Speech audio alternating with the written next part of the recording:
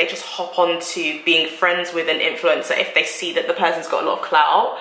And this is what happens with this whole, like, it's just very, very disingenuous. So I don't even think that that's a true collaboration though, because it's not even equitable. And this goes back to what Issa Rae was saying about everyone wanting to network above rather than network sideways. So you're wanting to kind of like get more from people than you're willing to give. You'll get like the one black girl who keeps on getting the deals. So like a lot of people have said, like Patricia Bright is kind of like one of the only black girls that these brands will work with. Oh, welcome to my channel. Welcome to my channel. My name is Celie. I upload beauty, lifestyle, straight talking and sometimes funny videos. Today's video is going to be a straight talking get ready with me. If you haven't subscribed, I don't know what you're doing. I really don't. Just press the subscribe button. Just press the subscribe button. We're doing authentic black girl content up in here. Press the subscribe button and then you can get my videos in your subscription boxes every single week, because I make videos every single week. And also make sure you're part of notification gang. Press that notification button and you can be part of notification gang, so you can always be notified about when my videos come out. So today we're going to be talking about if UK YouTubers don't support each other as much as US YouTubers and that whole drama, and we're really going to be breaking it down and sipping some tea. I actually do have some tea. It's herbal. I don't know if you can see the steam. When I'm doing a sponsored video, I'm going to show you guys the hair first. So you have seen this in a video. Oh wait, no, that video hasn't come out yet, but I've been wearing this for a little bit. I absolutely love this unit. This is from Celie hair.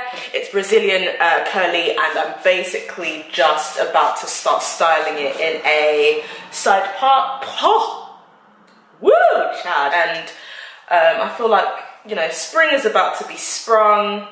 We're entering March. We can do some little fun spring, summer type units now. It's about time. Although winter is coming in April, but you know. So this wig is a 250% density, which I asked for. I wanted it to be a little bit thick, and I was originally going to cut into a bob, but then it arrived and it was just like, okay, not all the lengths are the same, so like it won't look good as a blunt cup bob. But yeah, it's 16 inches and it is a lace frontal wig. So the front is lace, and then at the back you've got all the tracks of the bundles that they've used. I do think that the frontal curl pattern and the track curl patterns are the same, which is nice. To see. So yeah, I'm just gonna style this into a side part. Contour first, and then we can get into this topic, because you know I always have a crazy eye look that just takes forever. So oh gosh, there's a lot of flyaways. I just need to get these down with some hairspray. But yes, all the details to Celie hair will be below, as well as the direct link to this unit. But yeah, I'm gonna style this and get back to you with probably not a full face, but a full face of light foundation and stuff.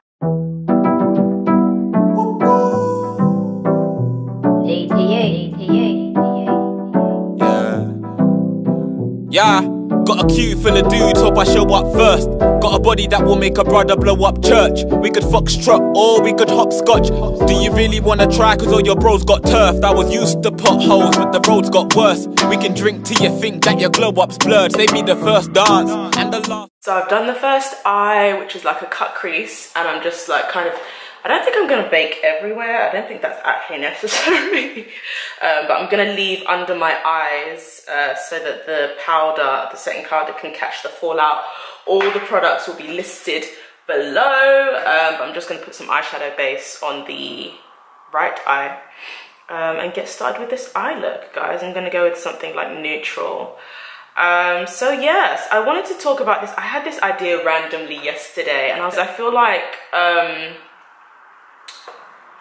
I'm always asked this, like anytime I meet someone who's like a super fan of the YouTube space, but specifically like the beauty YouTube space. Whenever I meet someone who's a fan of that, they always ask me in the early years, like 2010, when people were really starting up YouTube channels more and more. I did see like a lot of Americans like always collabing with each other and stuff. I feel like I don't see that as much.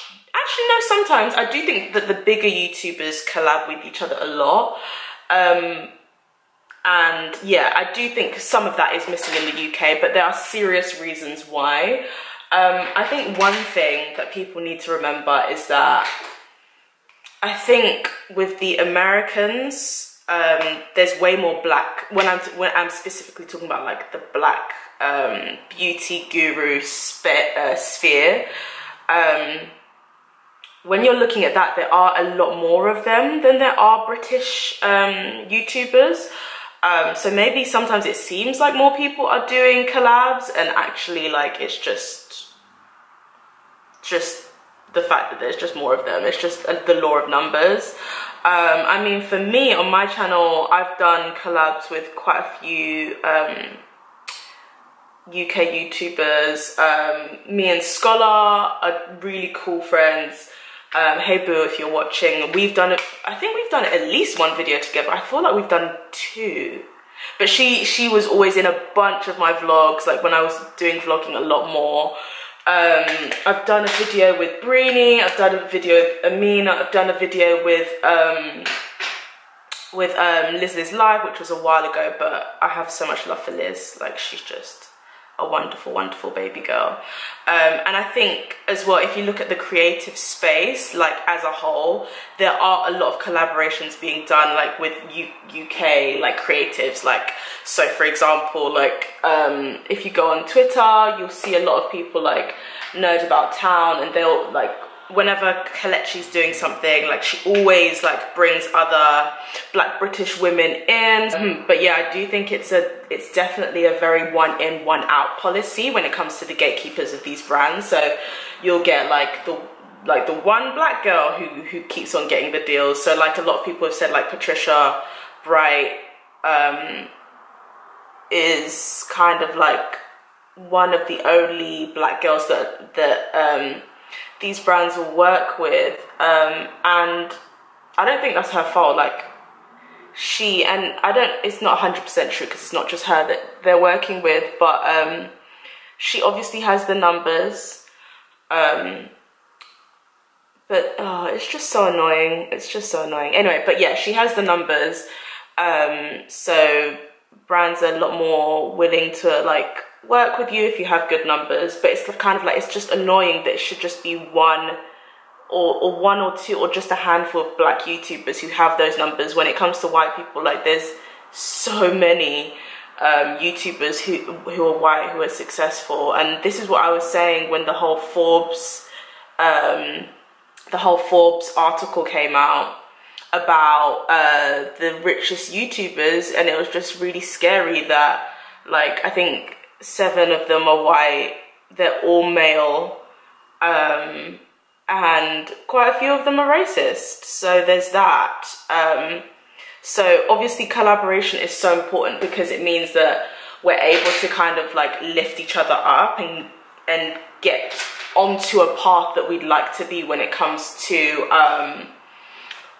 like career success. It means that we can kind of like all fly together, which I'm a really big fan of. But it's kind of like in the US, they have way more opportunities for black women, and there's a little bit more equity in terms of there's a bit more availability of opportunity, and this is a fact. Like I was speaking to one girl I know really well who's a blogger, and she was just telling me how a lot of really big influencers, not a lot, but the influencers that she knows, quite a few of them are a big fan of doing this thing where like they just hop on to being friends with an influencer if they see that the person's got a lot of clout.